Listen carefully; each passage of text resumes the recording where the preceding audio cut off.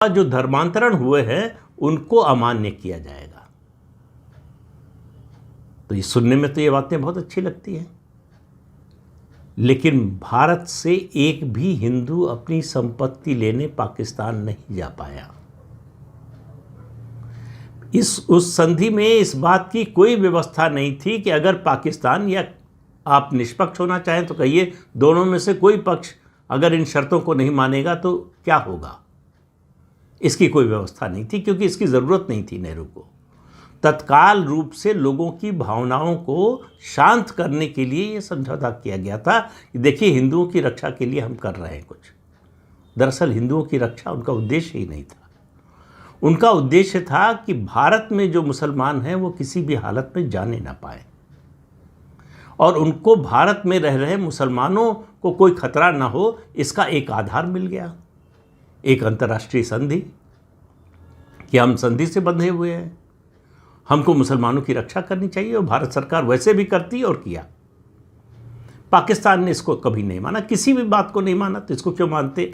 जो धर्म के आधार पर जो मानते हैं कि हिंदुओं को मारना मजहब का काम है, वो भला कैसे इस बात को मान लेते? तो सिलसिला हिंदुओं की हत्या का, बलात्कार का, लूटपाट का चलता रहा, आज भी चल रहा है।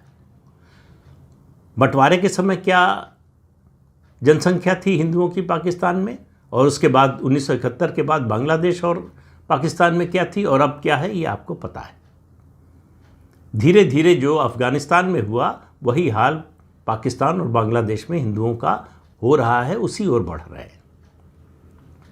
तो नेहरू ने तत्काल उसको रोक लिया। इस बात को समझा किसने? डॉक्टर श्यामा प्रसाद मुखर्जी ने। उन्होंने इस संधि के विरोध में नेहरू के मंत्रिमंडल से इस्तीफा दे दिया।